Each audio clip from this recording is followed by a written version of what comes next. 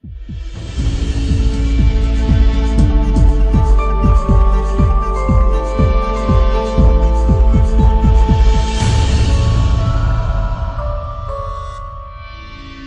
carta do apóstolo Paulo à igreja de Corinto. Hoje nós vamos encerrar, com a graça de Deus, o capítulo 3.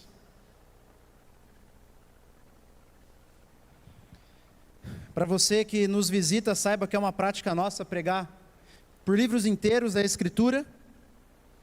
Então, nós agora começamos 1 Coríntios e vamos até o final, se Deus quiser, e não voltar antes. E isso é uma prática comum em algumas igrejas, nos ajuda a entender melhor a intenção do autor bíblico e também nos faz pregar em passagens que geralmente a gente pularia, né? Quando o pastor vive escolhendo o texto, a gente prega o que a gente gosta, ou às vezes o que é um pouco mais fácil. E textos como o que a gente vai ver hoje é um do que eu pularia com toda certeza, se não tivesse caído para mim. Então, é um desafio grande pregar esse texto.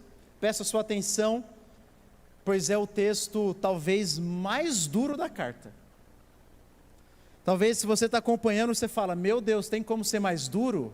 Você está acompanhando desde o início? Tem. É um texto bem duro, bem difícil, e nós veremos o que o Senhor quer ensinar para nós nessa noite. 1 Coríntios capítulo 3, a partir do versículo 5. Diz assim: quem é Apolo e quem é Paulo? São servos por meio de quem vocês creram, e isso conforme o Senhor concedeu a cada um. Eu plantei, Apolo regou, mas o crescimento veio de Deus. De modo que nem o que planta é alguma coisa, nem o que rega, mas Deus que dá o crescimento. Ora, o que planta e o que rega são um, e cada um receberá sua recompensa de acordo com o seu próprio trabalho. Porque nós somos cooperadores de Deus, e vocês são lavoura de Deus e edifício de Deus. Segundo a graça de Deus que me foi dada, lancei o fundamento como sábio construtor, e outro edifica sobre ele. Porém, cada um veja como edifica, porque ninguém pode lançar outro fundamento além do que foi posto, o qual é Jesus Cristo. E se o que alguém edifica sobre o fundamento é ouro, prata, pedras preciosas, madeira, feno ou palha, a obra de cada um se tornará manifesta, pois o dia a demonstrará, porque será revelada pelo fogo, e o fogo provará qual é a obra de cada um. Se aquilo que alguém edificou sobre o fundamento permanecer, esse receberá recompensa. Se a obra de alguém se queimar, esse sofrerá dano, porém ele mesmo será salvo, mas como que através do fogo. Vocês não sabem que são santuário de Deus e que o Espírito de Deus habita em vocês? Se alguém destruir o santuário de Deus, Deus o destruirá, porque o santuário de Deus, que são vocês, é sagrado. Que ninguém engane a si mesmo. Se algum de vocês pensa que é sábio neste mundo, faça-se louco para se tornar sábio, porque a sabedoria deste mundo é loucura diante de Deus, pois está escrito: ele apanha os sábios na própria astúcia deles. E também o Senhor conhece os pensamentos dos sábios, e sabe que são pensamentos vãos. Portanto, verso 21, ninguém se glorie nos homens, porque tudo é de vocês, seja Paulo, seja Apolo, seja Cefas, seja o mundo, seja a vida, seja a morte, sejam as coisas presentes, sejam as futuras, tudo é de vocês. E vocês são de Cristo, e Cristo é de Deus. Até aqui a leitura da palavra do Senhor. Bom, nós estamos ainda na primeira grande sessão da carta, em que Paulo tem tratado das divisões na igreja. A igreja estava dividida em vários partidos, que giravam em torno de alguns mestres, líderes que passaram pela história recente da igreja. Paulo, Apolo, Pedro, não sabemos se Pedro esteve lá, mas também não é impossível. E eles estavam se dividindo. Um grupo se dizia de Paulo, outro se dizia de Apolo, outro se dizia de Pedro, e outro se dizia de nenhum deles. Não somos de nenhum. E eles ficavam brigando entre si. E eles não estavam se dividindo porque um era um falso profeta e o outro era um profeta verdadeiro, ou porque um seguia os caminhos do Senhor e outro não. Não, todos eles eram bons pastores, bons mestres. Mas eles estavam se dividindo porque estavam comparando esses pastores aos grandes filósofos daquela época, lembra? A cidade de Corinto estava dentro do ambiente da cultura grega. Então eles amavam a filosofia, eles amavam os filósofos, os sofistas que andavam por aí trazendo os seus ensinamentos. E eles comparavam então os seus pastores com esses filósofos e se dividiam ao ponto de brigarem, de não conseguirem conversar entre si. E nós vimos como Paulo tem tentado corrigir esse problema. Ele começou mostrando que a divisão é uma afronta ao Evangelho.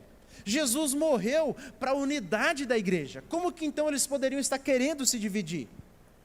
Nós também vimos que Paulo mostrou que a sabedoria humana, que eles tanto valorizavam, foi humilhada por Deus.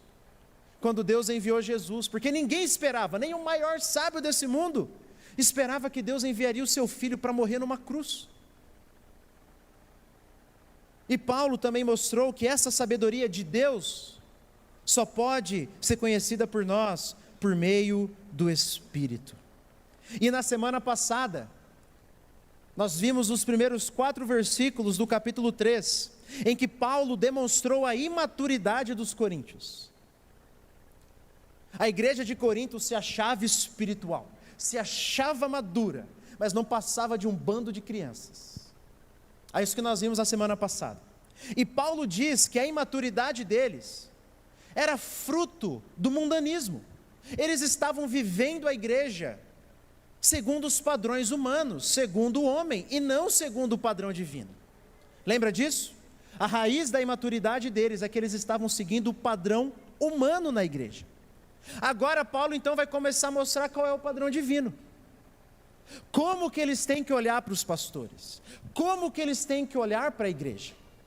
Qual é o padrão divino? Paulo, ele não apenas mostrou o erro, agora ele vai mostrar o caminho certo. Ele mostrou aonde eles estavam errando, mas agora ele quer mostrar qual é o caminho certo que eles deveriam seguir.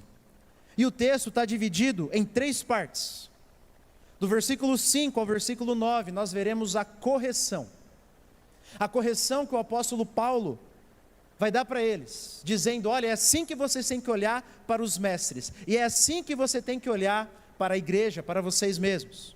Depois nós veremos o alerta, do versículo 10 ao 17. Paulo vai dar um alerta, e um alerta duríssimo. E depois nós veremos a conclusão.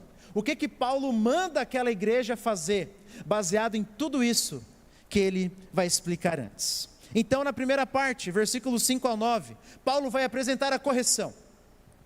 E ele vai dizer que os coríntios precisavam corrigir a maneira com que eles olhavam para os seus líderes, para os seus pastores. Eles não deveriam olhar para Paulo e para Apolo como eles olhavam para os filósofos daquele tempo, para os sábios daquele tempo. Ele começa no versículo 5. Quem é Paulo? Quem é Apolo? São servos. São servos. Primeira coisa que Paulo diz. Os mestres, os pastores da igreja não são reis, pelos quais vocês têm que brigar para devotar sua lealdade, ó Coríntios. É isso que Paulo está falando. Pastor é rei agora, para vocês ficarem se brigando aí? Pastor é um servo. Os pastores não são manda-chuvas, não são os donos da igreja. É terrível, porque só nessa pequena palavra, servo, nós já vemos o quão errado o mundo evangélico tem estado, né? Onde pastores parecem que são donos da igreja, são celebridades. Você olha o Instagram de uns pastores aí, isso é celebridade, intocável. Pastores que constroem impérios,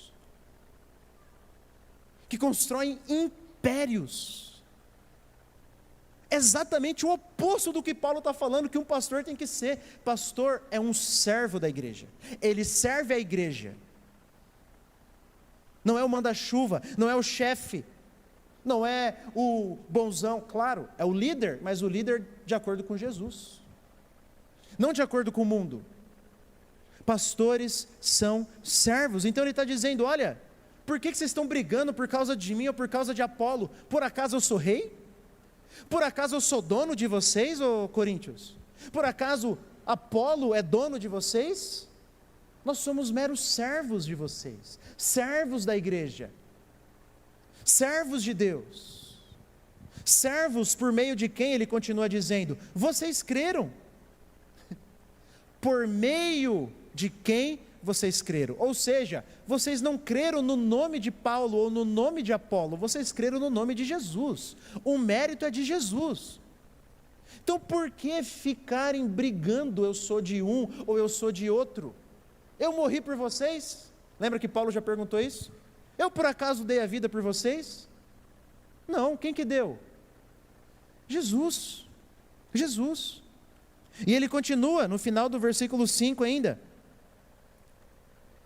e isso conforme o Senhor concedeu a cada um, eu plantei, Apolo regou, mas o crescimento veio de Deus. Paulo usa uma analogia aqui, por quê? Ele diz que ele plantou e Apolo regou. Por quê? Porque literalmente Paulo foi quem plantou a igreja na cidade de Corinto. Ele foi o primeiro a ir até lá, o primeiro a evangelizar aquela cidade e organizar aquela igreja. Depois ele saiu, e aí veio Apolo, e Apolo regou. O Apolo, ele solidificou sobre o fundamento que o apóstolo Paulo lançou. Ele doutrinou, pastoreou, discipulou aqueles irmãos. E é assim até hoje. Alguns Deus envia para plantar, outros Deus envia para regar o que foi plantado, e outros Deus envia para regar ainda, e para regar mais um pouco, e outros Deus envia para colher os frutos de muita gente que passou antes. Nós não sabemos como Deus vai fazer. O que importa, diz Paulo, é que o crescimento vem de Deus. A glória não é do pastor que plantou, nem do pastor que passou antes, nem do pastor que vai passar depois. A glória é de quem? De Deus. Paulo, ele apenas plantou, mas a semente é de Deus. Apolo regou, mas a água é de Deus. O campo é de Deus, tudo é de Deus. Por isso, mais uma vez, versículo 7, de modo que nem o que planta é alguma coisa, nem o que rega, mas Deus que dá o crescimento. O que importa, a glória é de Deus. Parem de ficar se gloriando e se brigando por causa da gente. A glória é de Deus, diz Paulo. E ele continua no versículo 8.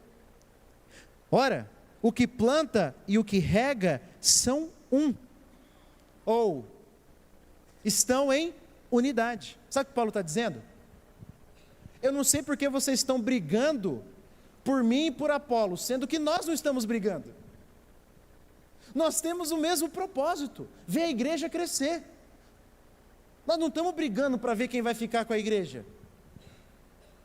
Então, a gente está aqui, a gente tem o mesmo propósito, a gente está bem, a gente está caminhando. Vocês aí estão brigando à toa.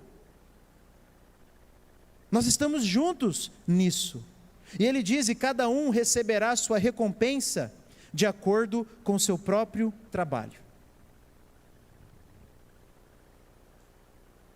Quem planta vai receber a sua recompensa. Quem rega também.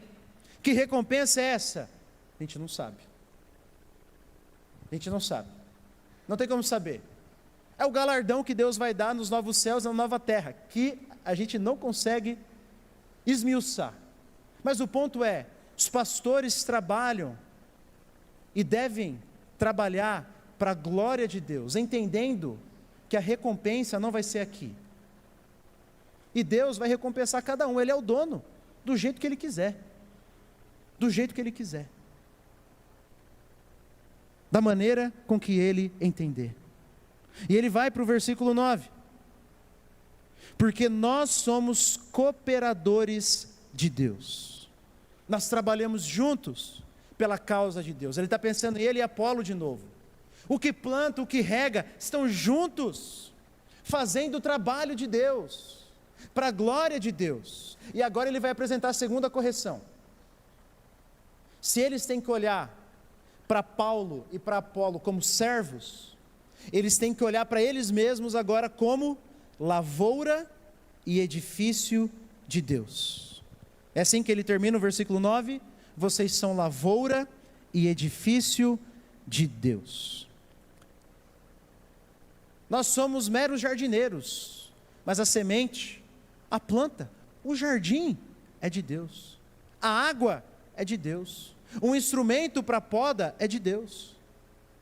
Vocês são de Deus. O argumento de Paulo mais uma vez é simples: pastor não é dono de igreja. Ninguém deve ser dono de igreja. Ninguém, igreja não tem que ter dono.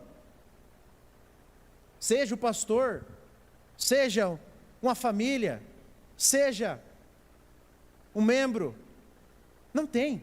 A igreja é de Deus. A igreja é de Deus. Mais uma vez, é como se Paulo estivesse dizendo: por que vocês estão brigando? Como se a igreja fosse minha, como se a igreja fosse de Apolo, como se a igreja fosse de Pedro. Não é, gente. Para de brigar, a igreja é de Deus. Se olhem como igreja de Deus, não como igreja do fulano de tal, não como igreja do ministério do fulano de tal. De Deus. Então essa é a correção do apóstolo Paulo. Líderes são servos, os mestres, os pastores são servos, e a igreja é a lavoura, o edifício de Deus. É assim, ó Coríntios, que vocês têm que olhar para vocês. É assim, ó Igreja Batista Itaipu, que vocês têm que olhar para mim e para vocês. Mas ele continua, e agora ele vai dar um alerta. Ele já corrigiu, agora Paulo vai dar um alerta. Visto que a igreja é de Deus, o nível sobe um pouquinho mais. E aí ele começa, no versículo 10: segundo a graça que Deus me deu, lancei o fundamento como sábio construtor, e outro edifica sobre ele. Então Paulo utilizou da sabedoria dada por Deus, para lançar o fundamento, para plantar aquela igreja. Depois veio Apolo e continuou o trabalho em cima do trabalho do apóstolo Paulo. E depois veio outros. Apolo já não estava mais lá, eram outros pastores. Depois vieram outros, estavam construindo sobre o fundamento que Paulo lançou. Mas aí Paulo diz o seguinte, final do versículo 10: porém cada um veja como edifica. Cada um veja como edifica. Antes, na primeira parte, Paulo estava fazendo um contraste entre ele e Apolo, certo? Paulo era um plantador de igrejas, Apolo era quem vinha depois para solidificar, para pastorear aquele povo, certo? Mas agora Paulo vai fazer um contraste entre ele, que plantou aquela igreja, e todos os irmãos da igreja de Corinto. Todos os irmãos da igreja de Corinto. Porque é verdade que os pastores são líderes da igreja e lideram a construção, mas também é verdade que cada membro é uma pedra desse edifício. 1 Pedro capítulo 2 diz: vocês também estão sendo utilizados como pedras vivas na edificação de uma casa espiritual. Cada um de vocês, cada um de nós, crentes no Senhor, membros dessa igreja, somos pedras vivas para a edificação, somos construtores. Por isso a pergunta não é se eu ou você estamos construindo, a pergunta é: como nós estamos fazendo isso? Porque nós estamos. Não é se estamos construindo, é como estamos construindo. Por isso que Paulo já lança um sinal de alerta aqui: veja como edifica. Cada um cuide como edifica. Seja o pastor, seja o irmão, professor de uma escola bíblica, professor das crianças, da recepção, qualquer membro edifica. Então não acho que esse texto não é para você. Esse texto é. Esse texto é. E aí Paulo vai para o versículo 12, para ajudar a gente a fazer essa reflexão. O que é que nós estamos construindo? Ele diz que o fundamento é Jesus. Verso 11. E agora no 12 ele vai ajudar na reflexão. E se o que alguém edifica sobre o fundamento é ouro, prata, pedras preciosas, madeira, feno ou palha, a obra de cada um se tornará manifesta, pois o dia a demonstrará, porque será revelada pelo fogo, e o fogo provará qual é a obra de cada um. Aqui. Paulo agora ele usa a imagem de um incêndio, atingindo um edifício, atingindo uma casa. E ele usa 2 grupos de materiais, divididos em 3. Ouro, prata e pedras preciosas. Do outro lado, madeira, feno e palha. Por que em 2 grupos? Em um incêndio, ouro, prata e pedras preciosas não se queimam. Mas madeira, feno e palha são logo tomados pelo fogo. E ele diz que no dia, vê que o D está maiúsculo aí, que é o grande dia em que Deus vai julgar o mundo, em que prestaremos contas diante de Deus, em que cada pessoa que já viveu nessa terra estará diante do Senhor. Então nesse dia, as obras, a maneira com que nós construímos, serão mostradas. E aqui fogo é uma imagem, tá? Fogo é uma imagem, é uma linguagem simbólica, representando a santidade de Deus, o escrutínio de Deus, que vai verificar se o que a gente construiu foi algo que é duradouro, como ouro, prata e pedras preciosas, ou é algo facilmente descartável, como madeira, feno e palha. Não tem nada a ver com o dinheiro aqui, tá? Tem nada a ver com o dinheiro. É uma linguagem para perguntar: o que você está construindo, meu irmão? Está ajudando na edificação para quando vir um incêndio, ou só está atrapalhando? Esse é o ponto. Madeira, feno e palha só atrapalham o edifício no quesito ser resistente ao fogo. Então a grande pergunta é, que Paulo está querendo fazer: você tem auxiliado na edificação da igreja, ou você tem atrapalhado a edificação da igreja? Você tem auxiliado na unidade da igreja, ou você tem auxiliado para a divisão da igreja? Essa é a pergunta de Paulo. Essa é a pergunta do apóstolo Paulo. E ele está dando um alerta, uma ameaça aqui. Ele diz no versículo 15: se a obra de alguém se queimar, esse sofrerá dano, porém ele mesmo será salvo, mas como que através do fogo. Mais uma vez, fogo é uma figura de linguagem, representando a santidade, o escrutínio de Deus. No último dia, e aqueles que são crentes, crentes verdadeiros, mas que estão atrapalhando a edificação da igreja, vão ser salvos, mas por um triz. É isso que Paulo está falando. E esse texto aqui, irmão, não é para você falar assim: ufa, está vendo? Eu não faço muita coisa, mas pelo menos está garantida a minha salvação. Não. É para tremer as pernas. É um alerta. É como se Paulo estivesse dizendo: você quer mesmo viver assim? Não tendo a garantia de que no último dia você é um crente verdadeiro? Porque você só tem atrapalhado a igreja. Não, mas eu dou o dízimo. Não, mas você tem atrapalhado a igreja.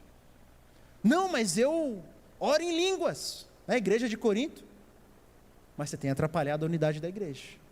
Não, mas eu nunca matei, nunca adulterei, nunca roubei, mas você tem atrapalhado a unidade da igreja. E talvez vai chegar no último dia e você vai ter uma surpresa. É isso que Paulo está falando, irmãos. Eu falei que o negócio era duro. Falei que o alerta era duro. Você está edificando baseado em Jesus, irmãos? Firmado no seu evangelho? Tem construído e vivido na igreja, de maneira que a sua participação aqui tem cooperado para a unidade, para a edificação da igreja? Se não, cuidado. Cuidado. Mas Paulo, ele continua. Vocês acham que já está assim, pesado o suficiente? Calma que vai ficar um pouquinho mais. Vocês se segurem, irmãos. Aí ele vai para o versículo 16.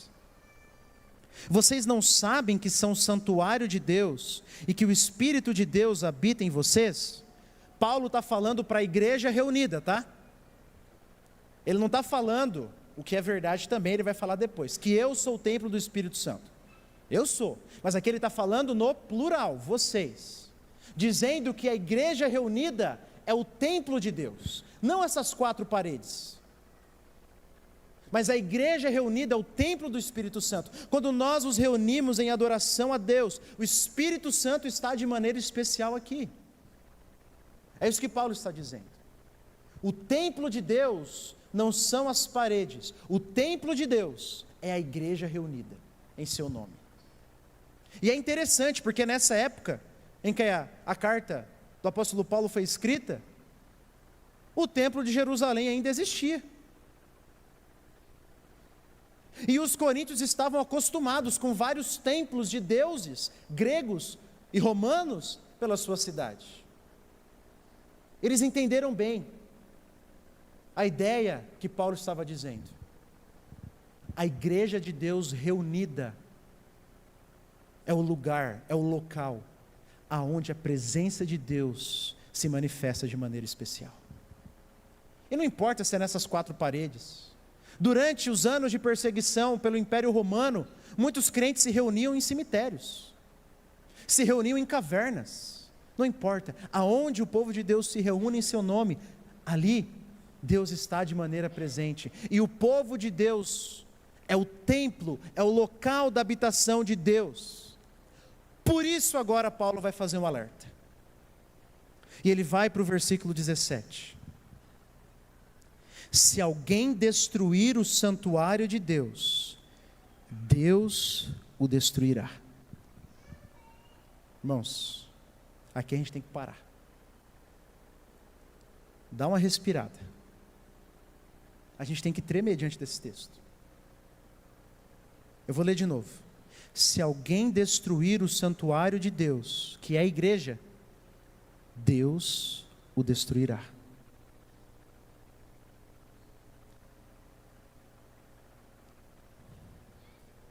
Aqueles que atentam contra a igreja, aqueles que querem o mal da igreja, aqueles que, seja por doutrinas heréticas, seja por fomentar divisão por meio da fofoca, da maledicência, da insurgência, precisam receber esse alerta: Deus não vai tolerar quem destruir a sua igreja. Não apenas Deus não vai tolerar, Deus vai fazer o quê? Destruirá. E aqui Paulo não está falando que a gente tem que passar pano para a igreja, né? Tem um monte de igreja, instituição aí, né? Instituição que está cometendo um monte de crime, tem que ser denunciado mesmo, tem que botar a boca no trombone mesmo. Paulo está falando disso aqui, ó, do povo de Deus, de gente. Se alguém destruir a unidade do povo de Deus, Deus o destruirá. Sabe o que é mais terrível? Tem 2 coisas aqui. Primeiro, a gente não sabe o que significa Deus o destruirá. A gente não sabe. Vai sofrer alguma coisa aqui? Vai sofrer depois? Não sei. E isso dá ainda mais medo. Isso dá ainda mais temor. Não, Léo, mas eu li que Deus é amor.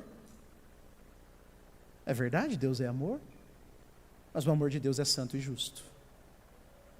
Se alguém mexer com o teu filho, você vai passar você vai passar a mão na cabeça? Vai? Vai? Não vai, né? Não vai. Assim é Deus. Assim é Deus. Mas tem uma segunda coisa que é terrível. Gente, Paulo está escrevendo para uma igreja. Paulo está escrevendo essa carta para uma igreja. Significa então que gente dentro daquela igreja queria ver a destruição, queria ver o circo pegar fogo, queria atrapalhar a edificação daquela igreja. Isso é terrível.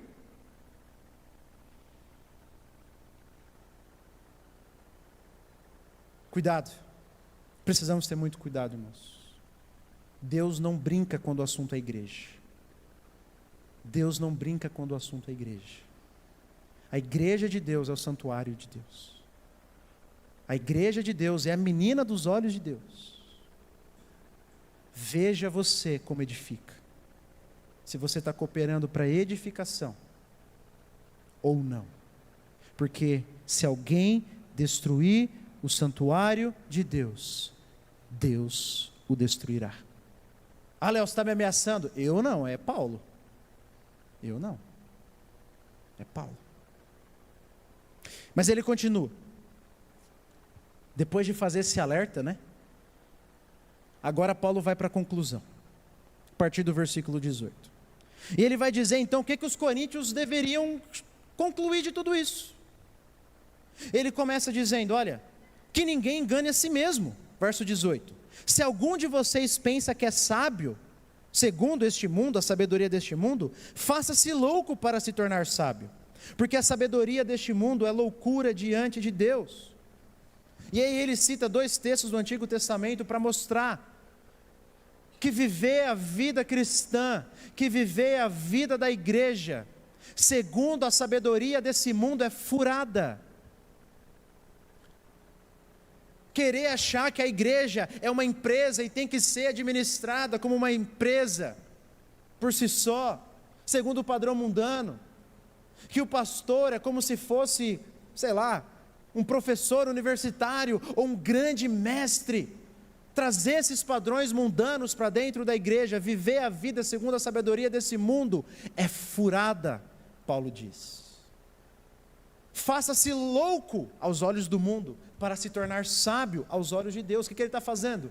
Abraça o Evangelho, abraça a palavra de Deus, abraça esse padrão aqui.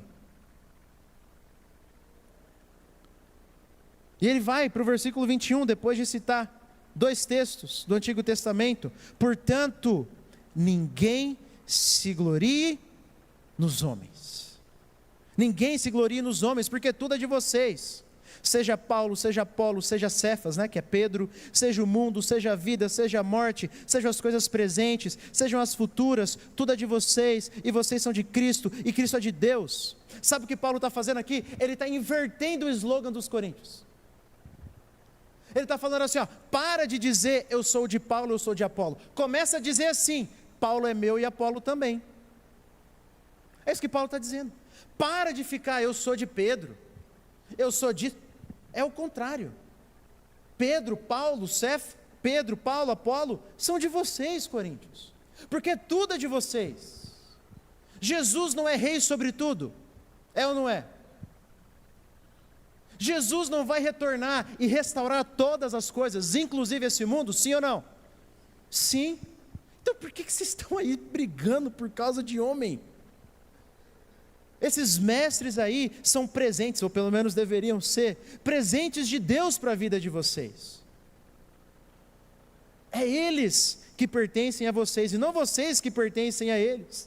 Paulo está mostrando a loucura do pensamento deles. Não se gloriem em homens, se gloriem em Jesus. Tudo que temos é por causa de Jesus. Se temos pastores é por causa de Jesus. Se somos povo de Deus é por causa de Jesus. Jesus é o pastor da igreja. Para de dividir a igreja, para de se gloriar em meros homens. Esse é o ponto do apóstolo Paulo aqui. Isso não significa, é claro, que a gente não pode louvar a Deus pelas pessoas que Ele enviou para as nossas vidas. Claro que não. A gente pode louvar a Deus pelos pastores que passaram pela nossa vida, que nos treinaram, e sentir gratidão a Deus por isso. Mas nós não pertencemos a pastor nenhum. Nós pertencemos a Jesus. Nós pertencemos a Jesus. Então essa é a conclusão do apóstolo Paulo. Tudo é de vocês, Coríntios. Tudo é de vocês, igreja. Tudo é de vocês. Para de ficar brigando como se vocês pertencessem a homens. Não. Como se vocês pertencessem a meros líderes humanos. Não. São eles, esses pastores, que são presentes de Deus para vocês. E agora, eu queria fazer algumas aplicações para nós. Nossa vida como igreja. Primeiro, irmãos, ore pelos seus pastores. Ore. Esse texto, como nós vimos, pode ser aplicado para toda a igreja, mas de maneira especial, são os pastores que lideram a construção, enfaticamente, da igreja, metaforicamente, da igreja. A liderança espiritual de uma igreja pesa sobre os pastores e os presbíteros. E o peso é gigantesco, irmãos. O peso é gigantesco. Porque não há ninguém com tanta influência sobre uma igreja como o pastor. Só que o problema é que essa influência pode ser para o bem e pode ser para o mal também.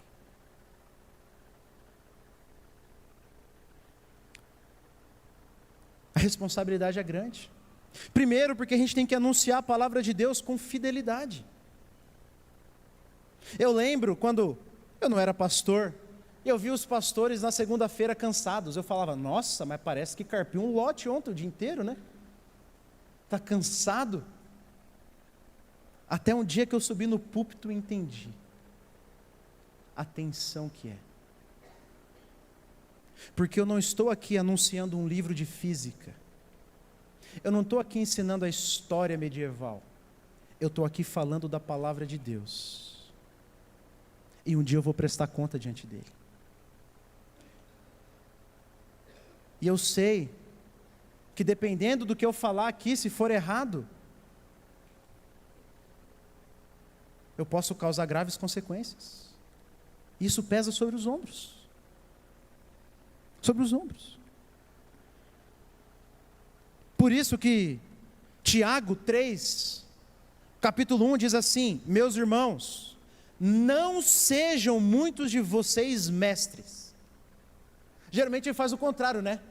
Nossa, vamos, precisamos de pastores. Tiago faz o oposto: ó, não quero muitos de vocês serem pastores. Porque ele diz assim: pois vocês sabem que nós, os que ensinamos, seremos julgados com maior rigor.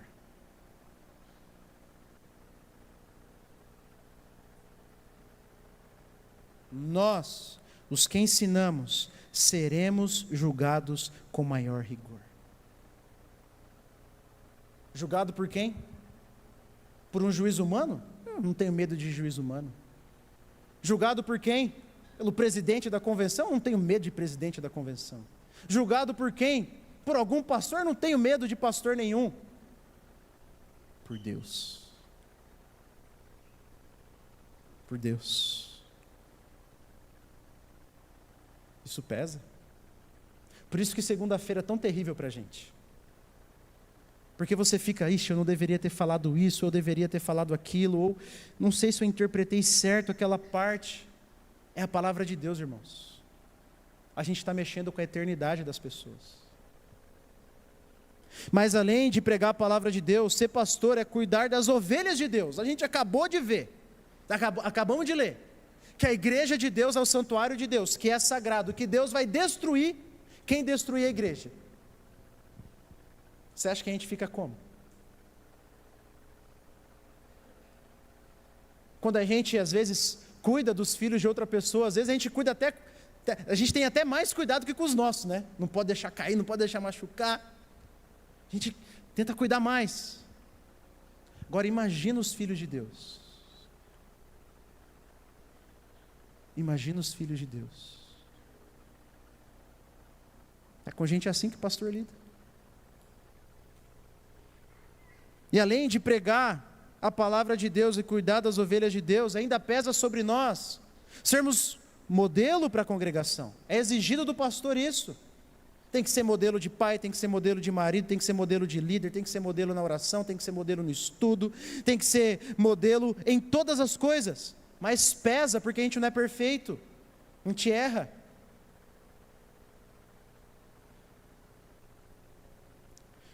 E aí, geralmente os pastores caem em dois extremos. Ou no extremo do orgulho, de achar que pelos muitos anos de experiência, pelos muitos estudos, consegue sozinho, ou no desânimo, no desespero. Porque a gente de um lado vê a grandeza da obra, o peso da obra, e vemos a nossa fraqueza, os nossos pecados, as nossas falhas, e aí é uma luta terrível contra o desespero, o desânimo. Eu li uma pesquisa essa semana, um instituto americano, que fez entre pastores, e 70% responderam que lutam constantemente contra a depressão. 70%. Então, ore por nós, irmãos. Ore por nós. Charles Spurgeon, o maior pregador dos últimos séculos, príncipe dos pregadores, muito conhecido pelos seus sermões, pela sua habilidade de pregar, por atrair milhares de pessoas lá na sua igreja em Londres, Igreja Batista Metropolitana, a igreja com mais de 5, 6 mil membros, não tinha lugar onde todos queriam ver aquele jovem pregar. Desde os seus 22 anos, no início do seu ministério, Spurgeon lutou contra a depressão profunda. E por toda a sua vida. Mas a gente não lembra disso, a gente não fala disso. Mas eu estou falando aqui para você orar por nós. Não é fácil. Ser pastor é maravilhoso. Eu poderia falar das bênçãos, mas o texto aqui está pesando a mão, então eu tenho que pesar também, né? Eu tenho que deixar o texto falar. Então, primeiro, ore por nós. Segundo, se pergunte: como você tem edificado? Se você é uma pedra viva nesse edifício, é um crente no Senhor, é membro dessa igreja, você tem edificado. A pergunta é: utilizando o quê? O que vai edificar ou o que vai atrapalhar? Já ficou claro para nós como Deus odeia divisão, sim ou não? Sim, né? Por isso a gente precisa se perguntar: eu tenho cooperado para edificação ou para divisão? Meu irmão, cuidado. Cuidado. A gente nunca sabe as consequências do nosso pecado. Uma fofoca pode destruir a igreja, mesmo que você não tivesse a intenção de fazer isso. Maledicência, falta de perdão, não quer perdoar o irmão, ira. A gente nunca sabe qual é a consequência do nosso pecado. Não, mas eu só abri o coração, eu só falei para meus amigos. Cuidado. Pecado é pecado. E uma vez que se deu a luz ao pecado, você não mais tem controle sobre ele. Cuidado. Cuidado.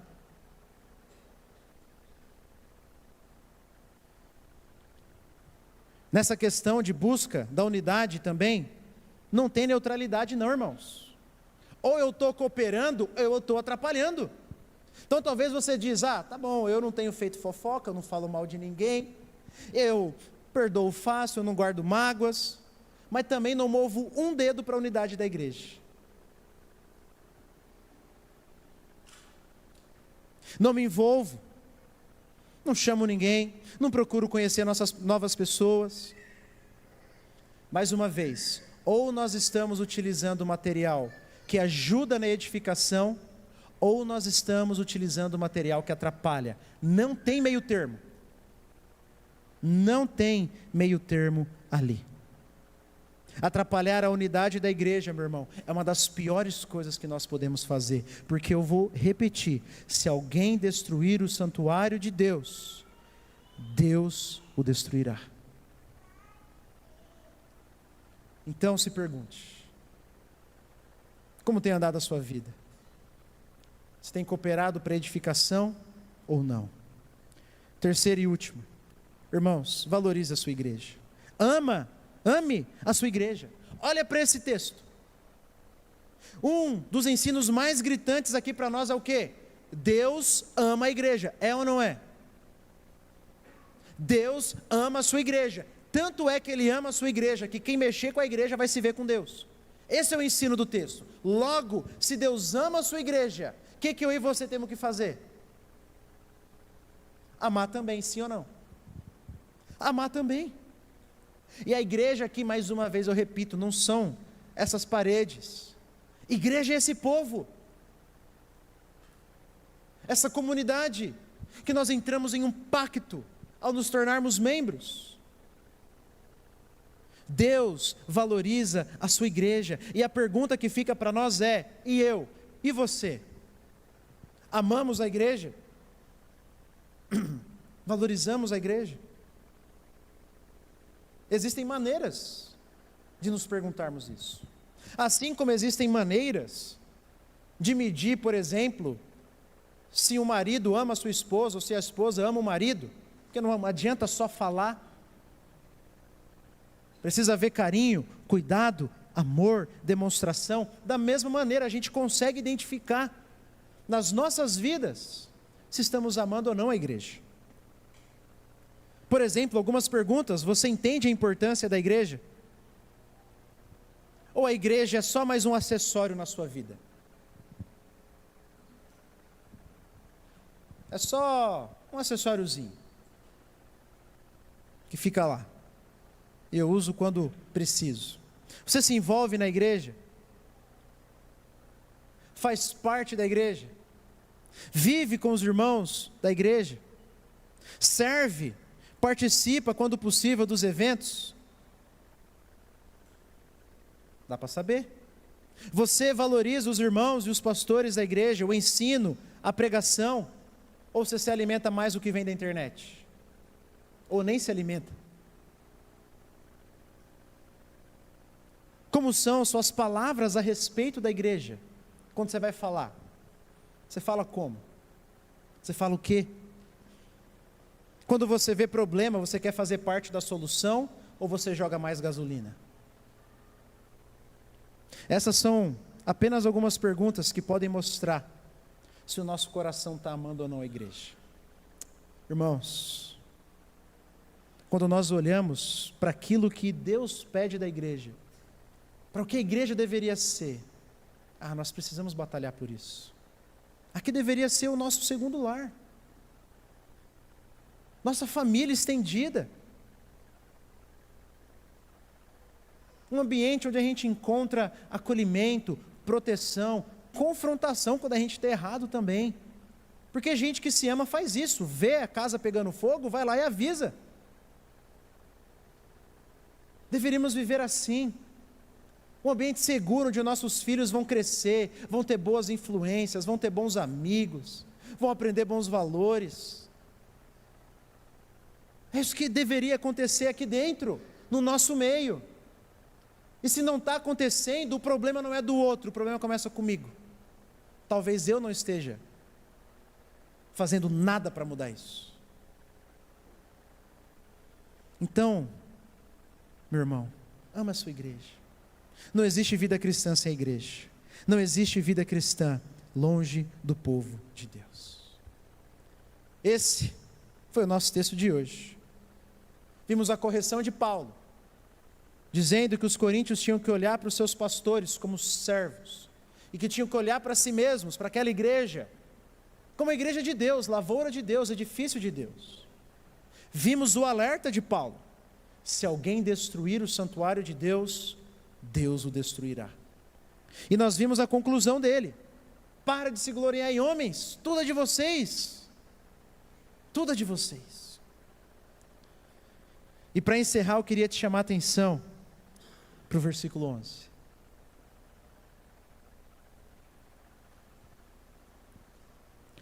No versículo 11, Paulo diz: porque ninguém pode lançar outro fundamento, além do que foi posto, o qual é?